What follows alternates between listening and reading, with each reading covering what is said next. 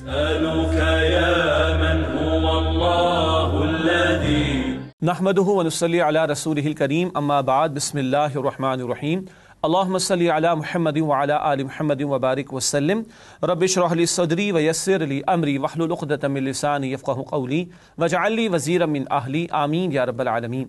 ناظرین کرام السلام علیکم ورحمۃ اللہ وبرکاتہ۔ تعلیمات قرآن سیریز میں آپ کو خوش آمدید کہتے ہیں۔ انشاءاللہ آج ہم قرآن حکیم کے 27ویں پارے کا مطالعہ کرنے کی کوشش کریں گے۔ ہمیشہ کی طرح سب سے پہلے پروگرام کے آغاز میں آپ کے سامنے تعارف رکھیں گے۔ سب سے پہلا نقطہ جو کہ بیان کیا جا چکا، قرآن کریم کے پارہ نمبر 27 کا مطالعہ یہ آج پیش خدمت ہے۔ سورۃ الذاریات رکوع نمبر 2 تا سورۃ الحدید رکوع نمبر 4 یہ صورتیں ہیں، اور آیات کا ذکر بھی کر دوں۔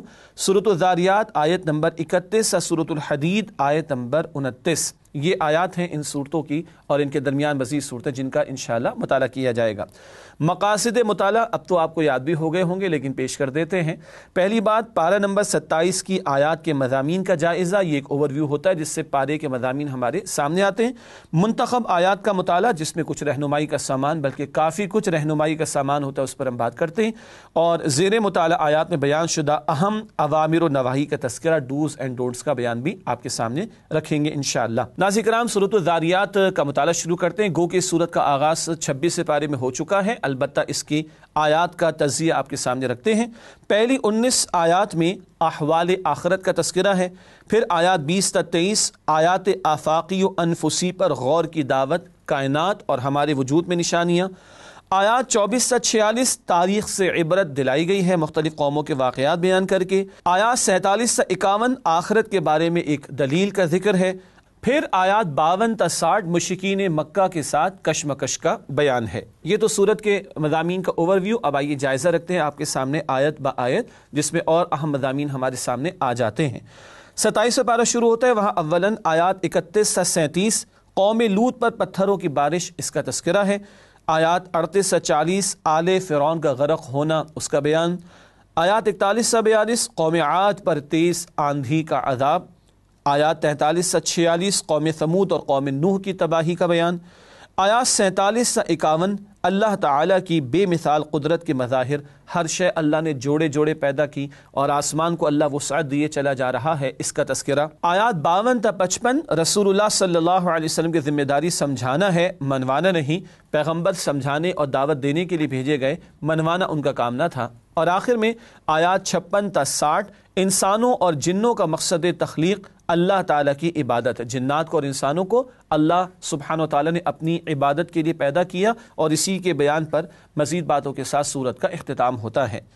ناظرین کرام سورۃ الذاریات کی منتخب آیات کے مطالعے کے ضمن میں ایک ہی آیت کا انتخاب کیا گیا ہے، آئیے اس کا مطالعہ آپ کے سامنے رکھتے ہیں۔ سورۃ الذاریات آیت نمبر 56 موضوع ہے زندگی آمد برائے بندگی۔ قرآن حکیم ارشاد ہوا اس مقام پر، وما خلقت الجن والانس الا لیعبدون، ترجمہ، اور میں نے جنات اور انسانوں کو محض اسی لیے پیدا کیا ہے کہ وہ میری عبادت کریں۔ اللہ ہمارا معبود، اس نے اپنی عبادت کے لیے ہمیں پیدا کیا۔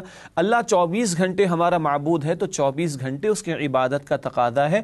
ہاں کچھ اعمال براہ راست عبادت ہے، نماز ہے، رکوع ہے، سجود ہے، اور قربانی ہے، طواف ہے، اور بہت سارے اعمال ایسے ہیں کہ جب بندہ اللہ کے حکم کے مطابق اور نبی کریم صلی اللہ علیہ وسلم کی تعلیم کے مطابق عمل کرے تو اس کے وہ اعمال عبادت بن جاتے ہیں۔ ماں باپ کو محبت اور شفقت کی نگاہ سے دیکھنا، حج کا ثواب ملتا ہے۔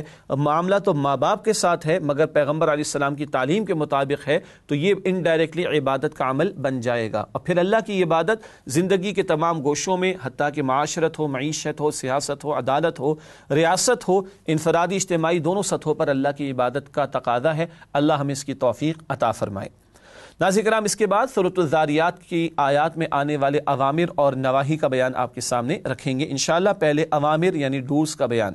اللہ کی نشانیوں پر غور و فکر کرنا، آیت نمبر 49۔ اہل ایمان کو نصیحت اور یاد دہانی کرانا، آیت نمبر 55۔ اللہ تعالیٰ کی عبادت کرنا، آیت نمبر 56۔ ناظرین کرام اس کے بعد سورۃ الذاریات کے نواہی کا تذکرہ، حق سے اعراض اور تکبر کرنا، آیت نمبر 39۔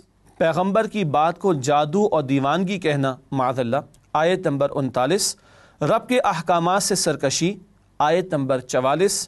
اللہ کے ساتھ کسی اور کو معبود ٹھہرانا، آیت نمبر 51۔ ہٹ دھرمی کرتے ہوئے عذاب کی جلدی مچانا، آیت نمبر 59۔ ناظرین کرام، یہ سورہ ذاریات کے اوامر اور نواہی کا بیان مکمل ہوا۔ اس کے بعد سورۃ الطور کا آغاز ہوا چاہتا ہے، البتہ پہلے ربط صورت آپ کے سامنے رکھیں گے، پھر سورہ طور کا آغاز کریں گے انشاءاللہ تعالی۔ ربط صورت کے حوالے سے پہلی بات، سورۃ الذاریات میں وقوع قیامت کے دلائل کا بیان ہے، جبکہ سورۃ الطور میں پے در پے سوالات کے انداز میں ضمیر انسانی کو جھنجھوڑ کر آخرت کی توجہ دلائی گئی ہے۔ فطرت انسانی میں بھی آخرت کی پکار موجود ہے، ضمیر کو جھنجھوڑا گیا ہے اس تعلق سے سورہ طور میں۔ ناظرین کرام، اس کے بعد سورۃ الطور کے مضامین کا تجزیہ پیش خدمت ہے۔ پہلی 16 آیات کافروں کے لیے شدید عذاب کی وعید ہے، پھر آیات 17 تا 28 متقیوں کے لیے حسین انجام کی بشارت، پھر آیات 29 تا 47 کافروں کے لیے شدید غیظ و غضب کا بیان، اور آیات 48 تا 49 نبی اکرم صلی اللہ علیہ وسلم کے لیے صبر اور ذکر کی تلقین ہے۔ اس کے بعد ناظرین کرام، سورۃ الطور کی آیات کا جائزہ یعنی آیت بآیت موضوعات آپ کے سامنے رکھنا چاہیں گے۔ پہلی 8 آیات میں کافروں پر عذاب آ کر رہے گا، قسم کھا کر اللہ تعالیٰ نے یہ بات بیان فرمائی ہے۔ آیات 9 تا 16 کافروں کا بدترین انجام، کل کیا کچھ ان کے ساتھ ہولناکیاں پیش آئیں گی آخرت میں، اس کا ذکر ہے۔ آیات 17 تا 20 پرہیزگاروں کا حسین انجام، وہ اللہ کی نعمتوں میں ہوں گے اور انجوائے کر رہے ہوں گے، اگر آپ مجھے اجازت نہیں میں کہوں کہ ان کے اس انجوائے کرنے کی کیفیات کو، مزے لینے کی کیفیات کو اللہ نے بیان فرمایا ہے۔ آیت نمبر 21 نیک اولاد جنت میں ساتھ ہوگی، بڑا پیارا مقام ہے، جنتی گھرانہ، ماں باپ بھی ایمان پر، اولاد بھی ایمان پر، اللہ جنت میں ملا دیں گے، اللہ ہمیں ایسے ہی گھرانے عطا فرمائے۔ آیات 22 تا 24 جنت کی نعمتیں، ان کا تذکرہ ہے۔ آیات 25 تا 28 گھر میں خدا خوفی اختیار کرنے کا انعام، دنیا میں اللہ کا خوف رکھتے ہوئے زندگی بسر کی جن گھر والوں نے، اب وہ جنت میں آخرت میں مزوں میں ہوں گے، اللہ ہمیں ان میں شامل فرمائے۔ آیات 29 تا 32 اللہ تعالیٰ کا گستاخان رسول پر غیظ و غضب، رسولوں کی شان میں گستاخیاں کرنے والے وہ اللہ کے عذاب میں مبتلا کیے جاتے ہیں۔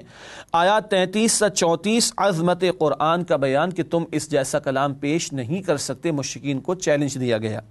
آیات 35 تا 43 مخالفین حق کو گریبان میں جھانکنے کی دعوت، اپنے اندر تلاش کرو، اپنے آپ سے معلوم کرو کیا اللہ کے بارے میں تمہیں کوئی شک ہے، اللہ اکبر۔ آیات 44 تا 47 مخالفین حق پر 2 عذاب آئیں گے، اور 2 عذابوں کا ذکر قرآن بار بار کرتا ہے، دنیا میں بھی عذاب آئے گا اور آخرت کا عذاب تو سب سے بڑا ہے۔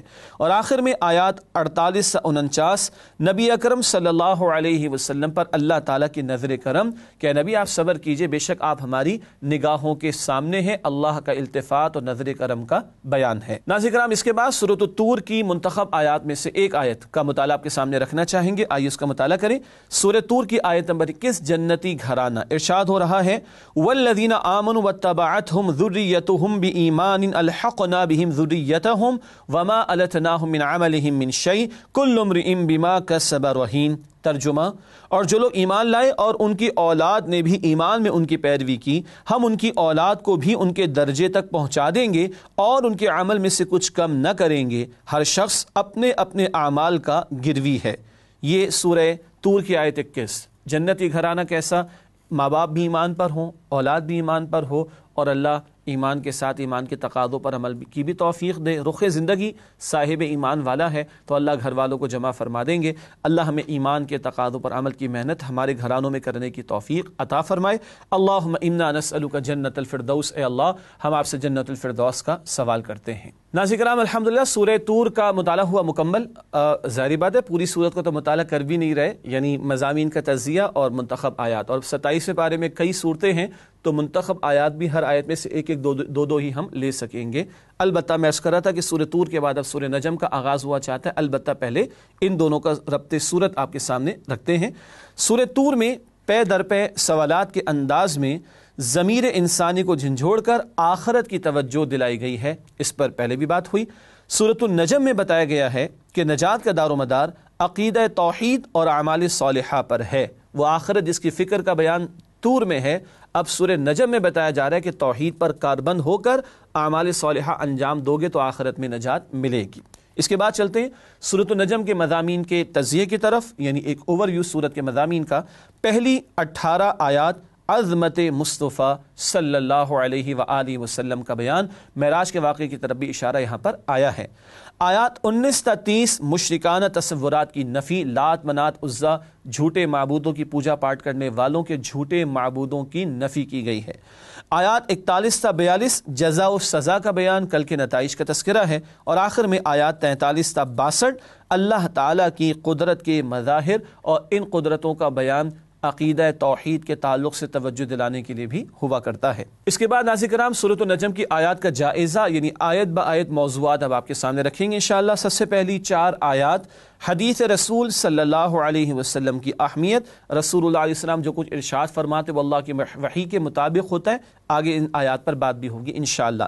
پھر آیات 5 تک 11 قرآن حکیم کے 2 راویوں کی ملاقات، سبحان اللہ، راوی پہلے کون ہے؟ جبریل علیہ السلام، اور دوسرے کون ہے؟ رسول کریم علیہ السلام، ان کی ملاقات کا تذکرہ ہے۔ آیات 12 تا 18 معراج مصطفیٰ صلی اللہ علیہ وسلم کا بیان، عروج کی انتہا اور باری تعالیٰ کے حضور ملاقات کا شرف رسالت مآب علیہ السلام کو عطا ہوا، اور احادیث سے پتہ چلتا ہے کہ وہ مقام بھی آگے کہ جبرائیل نے عرض کی کہ اس سے آگے میں نہیں جا سکتا ورنہ میرے پر بھی جل جائیں گے۔ اس کے بعد کیا ہے وہ اللہ ہی جانتا ہے، اور اس کے پیغمبر علیہ السلام کو اس کا مشاہدہ ہوا۔ اس کے بعد آیات 19 تا 22 مشرکین مکہ کی اللہ کے ساتھ عجیب بے انصافی، اللہ اکبر کبیرہ، اپنے لیے بیٹے پسند کرتے تھے اور معاذ اللہ اللہ کے لیے بیٹیاں پسند کر ڈالی، فرشتوں کو اللہ کی بیٹیاں قرار دے دی، اور اپنی جو دیوی دیوتا تھے ان میں جو مونس تھی ان کے نام بھی جو ہے وہ ان کے مونس نام رکھ دیے معاذ اللہ، اور اللہ کی طرف بیٹیوں کو منسوب کر دیا معاذ اللہ ثم معاذ اللہ۔ یہ حرکتیں ان مشرکین کی یہاں پر بیان ہوئی، ان کے بھونڈے عقیدوں کا ذکر ہوا ہے۔ آیات 23 سے 25 مشرکانہ تصورات کی بنیاد محض گمان ہے، کوئی حقیقی دلائل ان کے پاس ہو ہی نہیں سکتے شرک کے، یہ گمان کی بنیاد پر انہوں نے برے عقائد گھڑ رکھے ہیں۔ آیات 26 سے 28 اللہ تعالیٰ کی اجازت کے بغیر کوئی شفاعت نہ کر سکے گا، قیامت کے دن شفاعت ہوگی مگر اللہ کے حکم سے ہوگی، اور وہ کرے گا جس کے لیے اللہ اجازت دے گا، اور اس کے لیے ہوگی جس کے لیے اللہ سبحانہ و تعالیٰ پسند فرمائیں گے۔ آیات 29 سے 30 دنیا داروں کی محرومی، جو دنیا ہی میں پڑے رہے آخرت میں ان کے لیے کوئی حصہ نہیں۔ آیات 31 تا 32 کبیرہ گناہوں سے بچنے والوں کے لیے بشارت، بڑے گناہ کبیرہ گناہ ان سے جو بچتے رہتے ہیں ان کے صغیرہ گناہوں کو اللہ سبحانہ و تعالیٰ اپنے فضل سے معاف بھی فرما دیں گے۔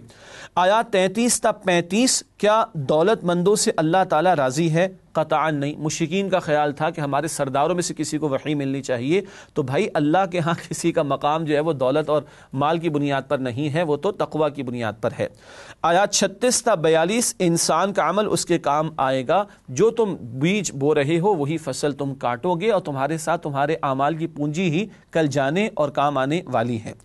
آیات 43 تا 49 متضاد احوال، اللہ تعالیٰ کی قدرت کے مظاہر، اللہ ہی کھلاتا پلاتا ہے وہی بھوکا رکھتا ہے، اللہ ہی کسی کو امیری دیتا ہے کسی کو غریب بناتا ہے، یہ جو کیفیات ہیں بدلتے حالات کی، کل اختیار کس کا؟ اللہ سبحانہ و تعالیٰ کا۔ آیات 50 تا 55 قوموں کی ہلاکت، اللہ تعالیٰ کے جلال کے مظاہر، اس کا بیان ہے۔ پچھلی قوموں نے نافرمانی کی روش اختیار کی، کفر پر اڑے رہے تو اللہ نے مٹا دیا، اور ان کا ذکر کر کے ہر دور کے لوگوں کو اللہ سبحانہ و تعالیٰ عبرت دلاتے ہیں۔ اور آخر میں آیات 56 تا 62 گناہوں سے باز آ جاؤ، اس کا حکم دیا گیا ہے، ورنہ پھر اللہ کی پکڑ، اس کا ڈراوا بھی بیان ہوا ہے۔ ناظرین کرام آیات کے جائزے کے بعد منتخب آیات کا مطالعہ 27 پارے میں سورہ نجم کے تعلق سے ایک بلکہ 2 آیات کا ہم نے انتخاب کیا ہے، وہ آپ کے سامنے رکھتے ہیں۔ سورہ نجم آیات 3 اور 4 حدیث رسول صلی اللہ علیہ وسلم کی اہمیت، ارشاد ہوا ہے قرآن حکیم میں وما ينطق عن الهوى ان هو الا وحی یوحى، ترجمہ، اور رسول صلی اللہ علیہ وسلم اپنی خواہش سے کوئی بات نہیں کہتے، وہ تو صرف وحی ہے جو اتاری جاتی ہے۔ یہ ہے اللہ کے پیغمبر علیہ السلام کی حدیث مبارک کی اہمیت کہ قرآن بھی آپ پر نازل ہوا اور قرآن کے علاوہ بھی آپ پر وحی کا نزول ہوا، اور جو آپ نے ارشاد فرمایا وہ اللہ کی وحی کے مطابق اور اللہ کی وحی کے تابع ہے اور اللہ کی نگرانی میں ہے۔ چند مقامات پر قرآن میں بھی ہم محسوس کرتے ہیں کہ اللہ کے پیغمبر علیہ السلام کو کہیں متوجہ کیا گیا، اس سے بھی پتہ چلتا ہے کہ اللہ کی ہر آن آپ پر نگرانی تھی اور آپ اس کی وحی اور نگرانی ہی میں سب کچھ بیان فرماتے تھے، تو یہ مقام بھی حدیث کی اہمیت کے حوالے سے بڑا قیمتی ہے۔ اس کے بعد سورۃ القمر کا آغاز کرتے ہیں، البتہ پہلے ربط سورت کا بیان پیش خدمت ہے۔ ربط سورت کے حوالے سے پہلی بات، سورۃ النجم میں سابقہ ہلاک ہونے والی قوموں کا اجمالی ذکر تھا۔ اجمال کا مطلب مختصر بیان، سورۃ القمر میں ان اقوام کا ذکر تفصیل سے کیا گیا ہے۔ یہ آپس میں ان دونوں صورتوں کا ربط ہوا آپ کے سامنے بیان۔ اس کے بعد سورۃ القمر کے مضامین کا تجزیہ آپ کے سامنے رکھتے ہیں ایک اوور ویو کی شکل میں۔ پہلی 8 آیات مشرکین مکہ پر اللہ تعالیٰ کا غیظ و غضب اس کا بیان ہے۔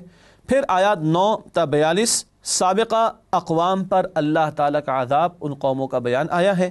پھر آیات 43 تا 48 مشرکین مکہ پر اللہ تعالیٰ کا غیظ و غضب پھر بیان ہوا ہے، اور آخر میں آیات 49 تا 55 تقدیر کا بیان اس مقام پر آیا ہے۔ ناظرین کرام، اس کے بعد چلتے ہیں سورۃ القمر کی آیات کے جائزے کی طرف، یعنی آیت با آیت موضوعات کا تذکرہ آپ کے سامنے رکھتے ہیں۔ پہلی 5 آیات مشرکین مکہ کی ہٹ دھرمی، ہر موضع دیکھ رہے ہیں، آیات دیکھ رہے ہیں، نشانیاں دیکھ رہے ہیں، مگر جانتے بوجھتے حق کو رد کر رہے ہیں۔ آیات 6 تا 8 روز قیامت کافروں کی بری حالت، کل خوفناکی ہوگی، ہولناکی ہوگی، اور اللہ کے عذاب میں پکڑ میں مبتلا کیے جائیں گے۔ آیات 9 تا 16 قوم نوح کا برا انجام، اس قوم کو غرق کر دیا گیا تھا۔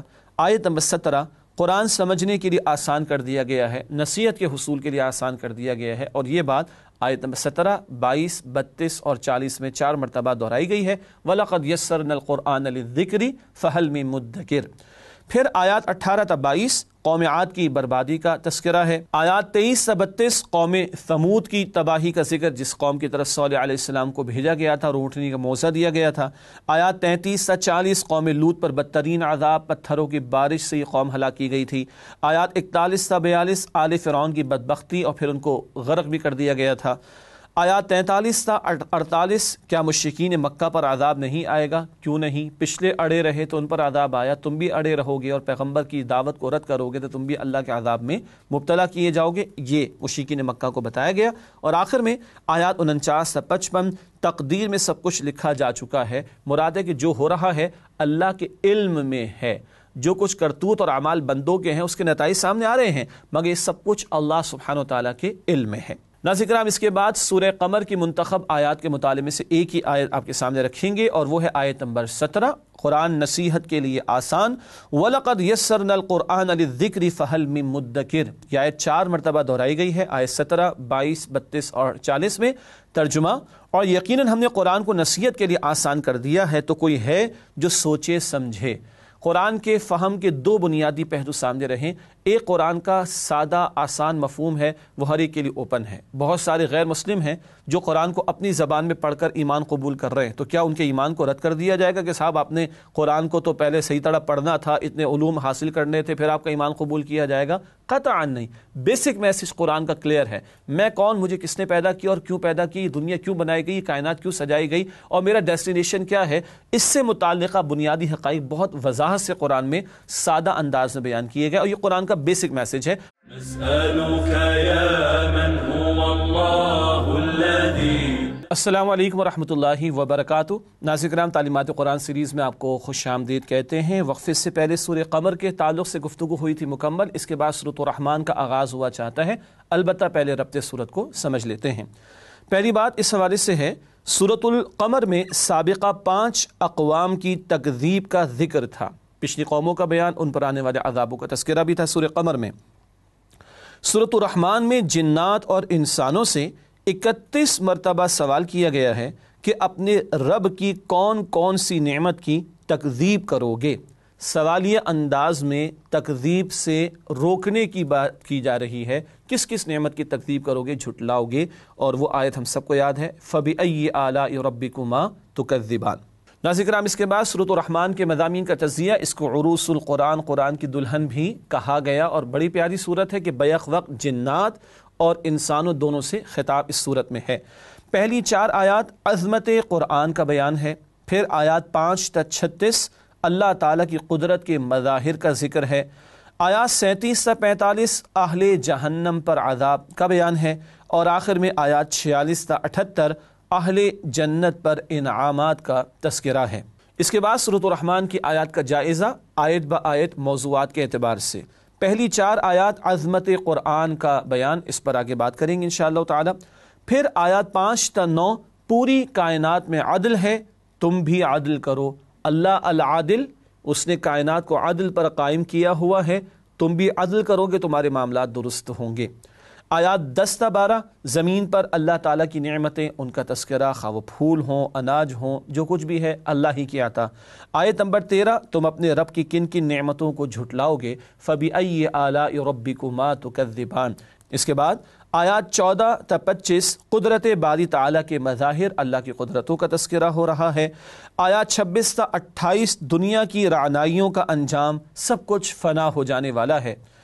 آیات 29 تا 30 ہر شے اللہ تعالیٰ کے در کی فقیر ہے، سب اس کے محتاج ہیں، وہ کسی کا محتاج نہیں ہے۔ آیات 31 تا 36 انسانوں اور جنات کی بے بسی، وہ اللہ کی قدرت اور علم سے باہر نہیں نکل سکتے، اللہ کے اختیار ہی کے تحت رہ سکتے ہیں۔ اللہ نے آنکھ دیکھنے کو بنائی، بندہ اس سے بولنا چاہے تو نہیں بول سکتا، سننا چاہے تو نہیں سن سکتا، ان سارے معاملات میں بندہ اللہ کے حکم کے ہی تابع ہے۔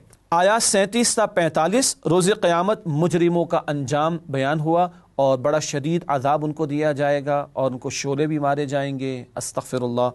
آیات 46 تا 55 اصحاب الیمین کی جنت، دائیں ہاتھ والوں کی جنت، اس کی نعمتوں کا بیان ہو رہا ہے۔ پھر آیات 56 تا 61 اصحاب الیمین کی بیویاں، وہ ایسی اٹھان پر ان کو کھڑا کیا جائے گا کہ پہلے کسی نے انہیں چھوا تک نہیں ہوگا۔ آیات 62 تا 69 مقربین کی جنت کا بیان، جو جنت میں اعلیٰ درجات والے ہوں گے، اور آخر میں آیات 70 تا 78 میں مقربین کی بیویاں، ان کا تذکرہ ہے، اور اس بیان میں ذکر آتا ہے حور مقصورات فی الخیام، وہاں وہ حوریں جو ہیں وہ پوشیدہ ہوں گی خیموں میں۔ جنتی عورتوں اور حوروں کے بھی پوشیدہ رہنے کا، پردے میں رہنے کا قرآن تذکرہ کرتا ہے، اس سے آج دنیا میں خواتین کے پردے میں رہنے کی طرف بھی توجہ دلائی گئی ہے۔ بہرحال یہ سورہ رحمان کی آیات کا جائزہ۔ اب آئیے اس کی چند منتخب آیات کا مطالعہ آپ کے سامنے رکھیں۔ پہلی 4 آیات کا انتخاب کیا گیا ہے سورہ رحمان کی۔ الرحمن علم القرآن خلق الانسان علمہ البیان، اس کو ہم نے موضوع دیا ہے بہترین صلاحیت قرآن کے لیے لگاؤ۔ آئیے ان 4 آیات کا ترجمہ کرتے ہیں۔ اللہ جو رحمان ہے، اسی نے قرآن کی تعلیم فرمائی، اسی نے انسان کو پیدا کیا اور اسے بولنا سکھایا۔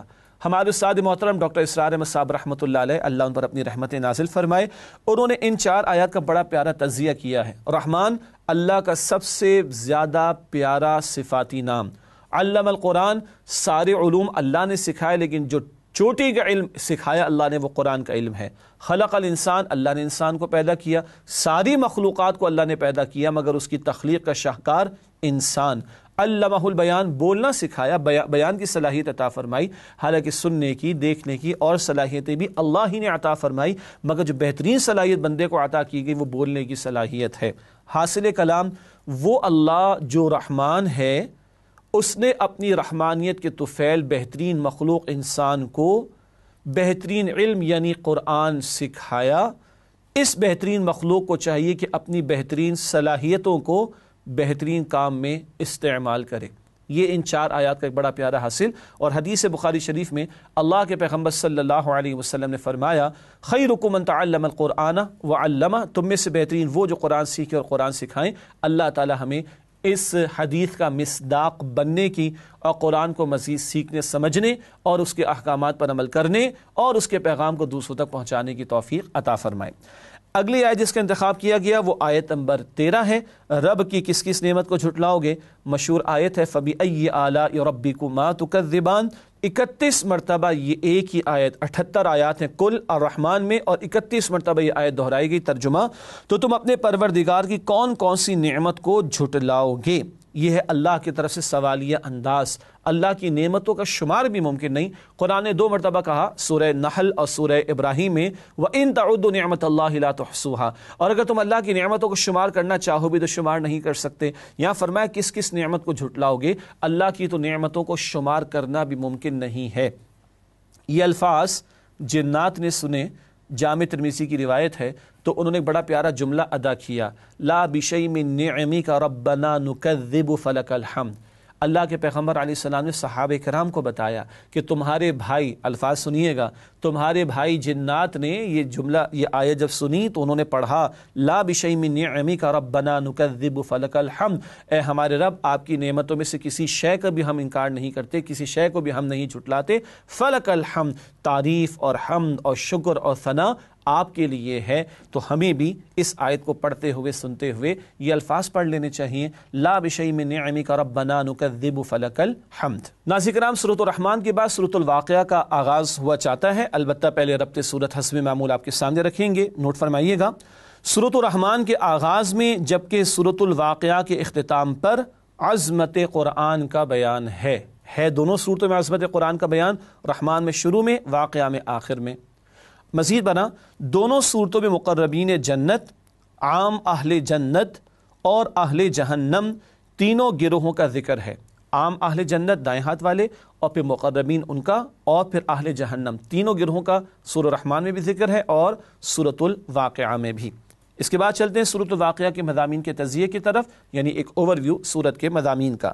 پہلی 10 آیات قیامت کا نقشہ کھینچا گیا ہے، پھر آیات 11 تا 26 مقربین کی جنت کا نقشہ پیش کیا گیا ہے، آیات 27 تا 40 اصحاب الیمین کی جنت کا تذکرہ ہے، دائیں ہاتھ والے، آیات 41 تا 56 اہل جہنم کا برا انجام بیان ہوا ہے، آیات 57 تا 74 اللہ تعالیٰ کی قدرت کے مظاہر کا تذکرہ ہے، پھر آیات 75 تا 82 عظمت قرآن کا بیان ہے، اور آخر میں آیات 83 تا 96 موت کی کیفیت کا بیان، اور تینوں گروہ عام اہل جنت، مقربین اور اہل جہنم ان کا بھی مختصراً بیان اس صورت کے آخر میں کیا گیا ہے۔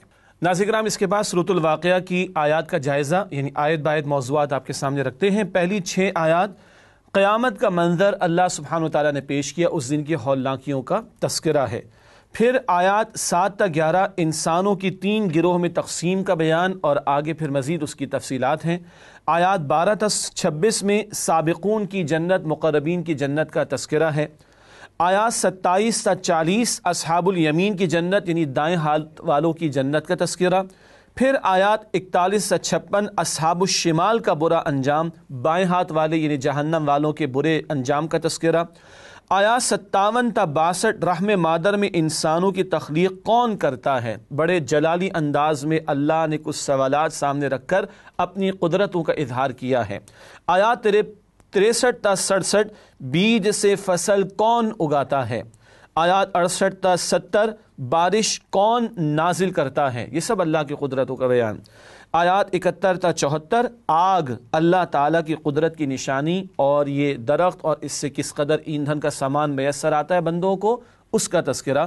پھر آیات 75 تا 76 عظمت قرآن کے لیے عظیم گواہی، ستاروں کے ڈوبنے کے مقام کی قسم کھا کر اللہ نے قرآن کی عظمت کو بیان کیا۔ پھر آیات 77 تا 82 عظمت قرآن کریم کا بیان، اسے مطہرین یعنی پاکیزہ لوگ ہی چھو سکتے ہیں، فرشتوں کی طرف بھی اشارہ۔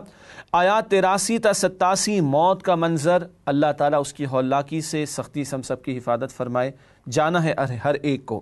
آیات 88 تا 91 نیک لوگوں کی موت کا بیان، اللہ عمدگی والی خیر والی موت اور خاتمہ ہمیں عطا فرمائے۔ اور آخر میں آیات 92 تا 96 برے لوگوں کی موت کا تذکرہ ہے، اللہ بری موت سے ہم سب کی حفاظت فرمائے۔ ناظرین کرام، اس کے بعد سورۃ الواقعہ کی چند منتخب آیات کا مطالعہ پیش خدمت ہے۔ جن آیات کا انتخاب کیا گیا ہے وہ ہیں آیات 88 تا 96 سورۃ الواقعہ میں سے روز قیامت لوگوں کے 3 گروہ، ان کا تذکرہ۔ ارشاد ہوا ہے فَأَمَّا إِنْ كَانَ مِنَ الْمُقَرَّبِينَ فَرَوْحٌ وَرَيْحَانٌ وَجَنَّةُ نَعِيمٍ وَأَمَّا إِنْ كَانَ مِنْ أَصْحَابِ الْيَمِينِ فَسَلَامٌ لَكَ مِنْ أَصْحَابِ الْيَمِينِ۔ ترجمہ، پھر اگر وہ اللہ کے مقربوں میں سے ہے تو اس کے لیے آرام اور خوشبودار پھول اور نعمت کے باغ ہیں، اور اگر وہ دائیں ہاتھ والوں میں سے ہے تو کہا جائے گا کہ تجھ پر سلام ہو کہ تو دائیں ہاتھ والوں میں سے ہے۔ یہ آیات 88 تا 91 کا ترجمہ، مقربین کا بیان، ان کے لیے خوشبودار پھول اور آرام و نعمت کے باغات کا ذکر ہے، اور دائیں ہاتھ والوں کا ذکر بھی ہے جن کے لیے سلامتی ہے۔ اللہ تعالی ہمیں جنت والوں میں شامل فرمائے۔ اس کے برعکس ارشاد ہو رہا ہے آگے سورہ واقعہ کی آیات 92 تا 96 وَأَمَّا إِنْ كَانَ مِنَ الْمُكَذِّبِينَ الضَّالِّينَ فَنُزُلٌ مِّنْ حَمِيمٍ وَتَصْلِيَةُ جَحِيمٍ إِنَّ هَذَا لَهُوَ حَقُّ الْيَقِينِ فَسَبِّحْ بِاسْمِ رَبِّكَ الْعَظِيمِ۔ ترجمہ، اور اگر وہ جھٹلانے والے گمراہوں میں سے ہے تو اس کے لیے کھولتے پانی کی ضیافت ہے اور جہنم میں داخل کیا جانا ہے۔ یہ خبر سراسر حق اور قطعاً یقینی ہے، پس تم اپنے عظیم الشان پروردگار کے نام کی تسبیح کرتے رہو۔ اللہ ہمیں جہنم کے عذاب سے بچائے، کھولتا ہوا پانی، استغفر اللہ اس کی ہولناکی اور عذابوں سے ہم سب کی حفاظت فرمائے، اور اللہ اپنی جنت الفردوس میں ہمیں جگہ عطا فرمائے۔ نسألك يا من هو الله الذي۔ ناظرین کرام، اس کے بعد سورۃ الحدید کا آغاز ہوا چاہتا ہے، البتہ پہلے ربط سورت آپ کے سامنے رکھتے ہیں۔ سورۃ الواقعہ میں مقربین جنت اور عام اہل جنت کا ذکر تھا۔ سورۃ الحدید میں ان کی صفات، حقیقی ایمان، انفاق فی سبیل اللہ، قتال فی سبیل اللہ، اللہ اور اس کے رسول کی نصرت بیان ہوئی ہیں۔ جنت والوں کی صفات: دل میں حقیقی ایمان ہونا، انفاق بھی کرنا اللہ کی راہ میں جب موقع ہو تو جنگ بھی کرنا، اور اللہ اور اس کے رسول کی نصرت کرنا، یعنی دین کی سربلندی کی جد و جہد کرنا۔ اللہ ہمیں اس کی توفیق عطا فرمائے۔ مکی صورتوں کا بیان مکمل ہوا، اب سورہ حدید مدنی صورت ہے اور 27 پارے کی آخری صورت ہے۔ آئیے اس کے مضامین کا تجزیہ آپ کے سامنے رکھیں۔ پہلی 6 آیات ذات و صفات باری تعالیٰ کا بیان، اللہ کی عظمتوں کا ذکر۔ پھر آیات 7 تا 11 دین اسلام کے تقاضوں کا بیان، تفصیل آگے آئے گی انشاءاللہ۔ آیات 12 تا 15 دین کے تقاضے اور انجام آخرت کا تذکرہ ہے۔ پھر آیات 16 تا 19 قرب الہی کے حصول کا راستہ، راہ الہی میں مال خرچ کرنا۔ آیات 20 تا 24 حیات دنیا اور اس کے حوادث، دنیا کا عارضی ہونا، اس کی زندگی کا عارضی فانی ہونا، اس کا تذکرہ ہوا ہے۔ آیت نمبر 25 قیام نظام عدل، تمام رسولوں کا مشن، پیغمبروں کے انقلابی مشن کا بیان، عدل کا قیام، نفاذ، جسٹس کا بات کریں گے آگے انشاءاللہ۔ اور آخر میں آیات 26 سے 29 رہبانیت دین کے تقاضوں سے فرار کی راہ ہے، یہ نصارہ نے اختیار کی تھی، یہ تذکرہ آخر میں کیا گیا اس صورت میں۔ ناظرین کرام، اس کے بعد سورۃ الحدید کی آیات کا جائزہ آیت با آیت موضوعات کی صورت میں آپ کے سامنے رکھتے ہیں۔ پہلی 2 آیات کائنات اللہ تعالیٰ کی فرما بردار ہے، کل کائنات میں اللہ ہی کا حکم جاری و ساری، اور ہر شے، ہر مخلوق اس کے حکم پر عمل کر رہی ہے۔ ہاں، انسانوں کو اور جنات کو تھوڑا سا اختیار دیا ہے، اور اس کی بنیاد پر کر آخرت میں ان کے بارے میں سوال بھی ہوگا۔ آیت نمبر 3 کائنات میں اللہ ہی اللہ ہے، اسی کا حکم جاری و ساری ہے۔ آیات 4 تا 6 اللہ تعالیٰ کا کائنات سے تعلق، کیا مطلب؟ اللہ نے کائنات کو بنانے کے بعد معاذ اللہ چھوڑ نہیں دیا، اللہ ذرے ذرے سے اور میکرو لیول ہی نہیں، مائکرو لیول کی بھی ہر بات سے واقف ہے۔ آیت نمبر 7 دین اسلام کے 2 تقاضے، ایمان اور انفاق، اور انفاق صرف مال نہیں، ہر شے کا اللہ کی راہ میں۔ آیات 8 تا 9 تم دل سے ایمان کیوں نہیں لاتے؟ قرآن کی طرف آؤ، اس سے حقیقی ایمان پیدا ہوتا ہے۔ آیت نمبر 10 تم اللہ کی راہ میں خرچ کیوں نہیں کرتے، حالانکہ اللہ کے اجر و ثواب کے دروازے تو کھلے ہوئے ہیں۔ آیت نمبر 11 کون اللہ تعالیٰ کو قرض دے گا، کون ہے جس کے دین کی سربلندی کے لیے مال خرچ کرے گا، اللہ پکار لگا رہا ہے۔ آیت نمبر 12 دین کے تقاضے ادا کرنے والوں کے لیے انعام جنت کا وعدہ۔ آیت نمبر 13 دین کے تقاضے ادا نہ کرنے والوں کا انجام، کل وہ جہنم میں ہوں گے۔ آیت نمبر 14 مومن رفتہ رفتہ منافق کیسے بن جاتا ہے، دل سے قبول نہ کیا ہو، زبان سے دعوے کیے ہوں تو پھر نفاق کی طرف قدم بڑھ سکتے ہیں۔ آیت نمبر 15 روز قیامت منافقین کافروں کے ساتھ ہوں گے، انجام نفاق اور کفر کا ایک ساتھ ہوگا۔ آیت نمبر 16 کیا اب بھی نادم ہونے کا وقت نہیں آیا، تمہارے دل لرز کیوں نہیں جاتے اللہ کے کلام کو سن کر۔ آیات 17 تا 19 دل کی سختی دور کرنے کا قرآنی راستہ، مال کو اللہ کی راہ میں خرچ کرو۔ آیت نمبر 20 انسانی زندگی کے 5 ادوار کا بیان، بچپن ہے، لڑکپن ہے، جوانی ہے، اور ذرا بڑی عمر اور پھر بڑھاپے کا معاملہ ہے۔ آیت نمبر 21 مقابلے کا اصل میدان محنت کرنی ہے تو اللہ کی جنت اور اس کی مغفرت کے حصول کے لیے کرو۔ آیات 22 سے 24 حوادث دنیا کی حقیقت، یہ بدلتے حالات امتحان ہے اللہ کی طرف سے، کبھی شکر کا امتحان ہو رہا ہے، کبھی صبر کا امتحان تمہارا لیا جا رہا ہے۔ آیت نمبر 25 تمام رسولوں کا مشن، قیام نظام عدل، جسٹس پر مبنی، عدل پر مبنی نظام کا قیام۔ آیات 26 تا 27 رہبانیت، دین کے تقاضوں سے فرار کی راہ، شیطان کچھ لوگوں کو کونے کھدرے میں بٹھا کر کہتا ہے بس تم اللہ اللہ کرتے رہو، باقی معاشرے کو اس کے حال پر چھوڑ دو. اور یہ خود ساختہ تصور نیکی میں مبتلا لوگ اللہ کے دین کے لیے جد و جہد کے لیے میدان میں نہیں آتے اور شیطان کا کام پورا ہو رہا ہوتا ہے. رہبانیت کا تذکرہ ہوا.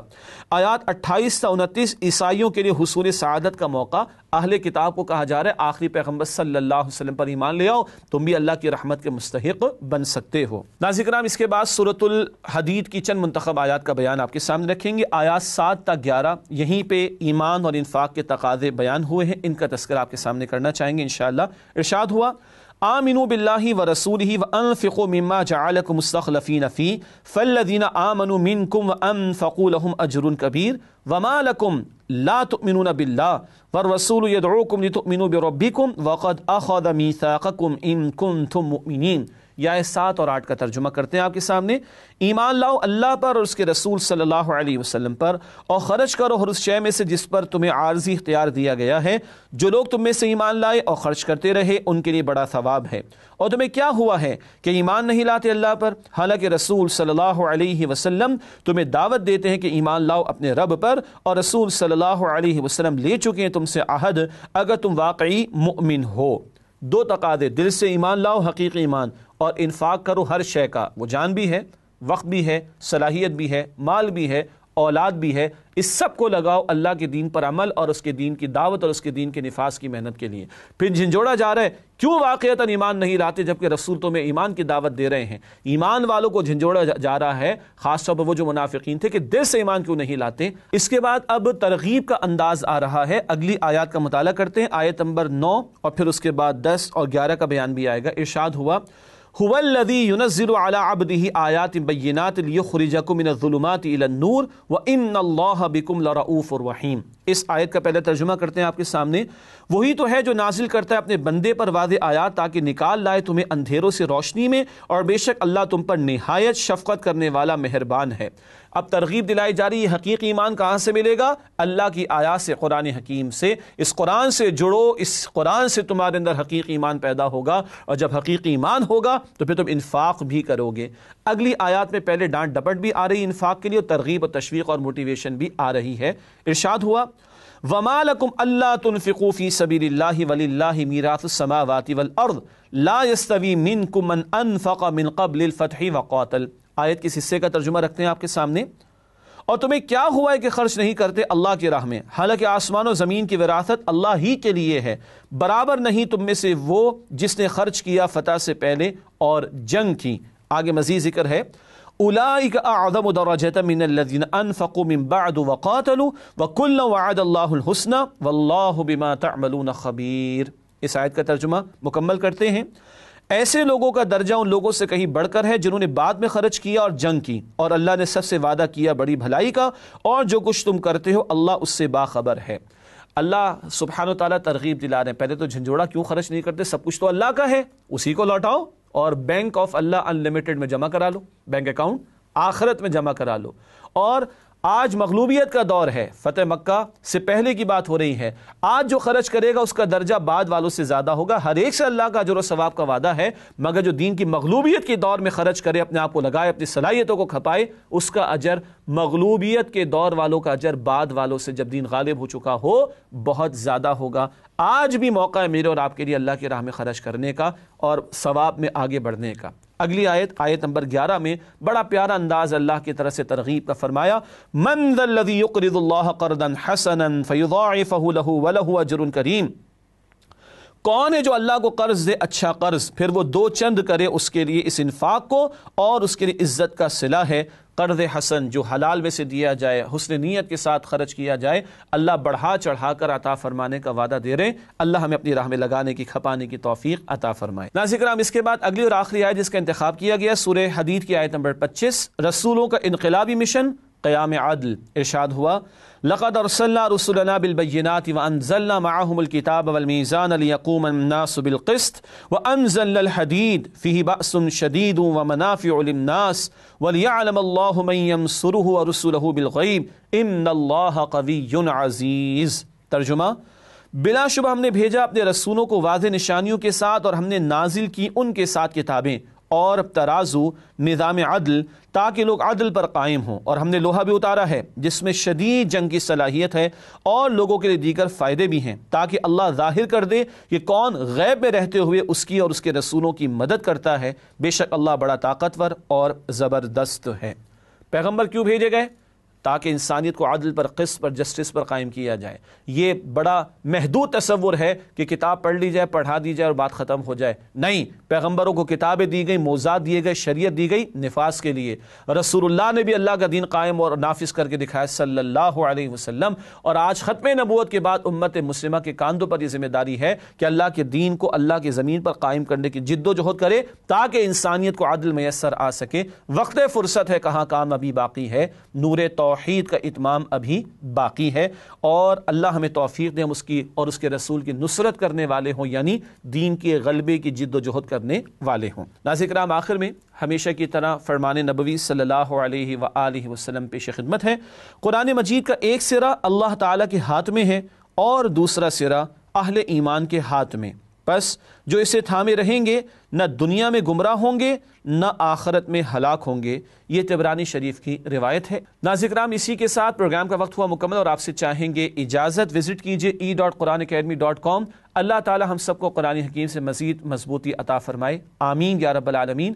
وآخر دعوانا ان الحمدللہ رب العالمین، والسلام علیکم ورحمۃ اللہ وبرکاتہ۔ نسألك يا من هو الله الذي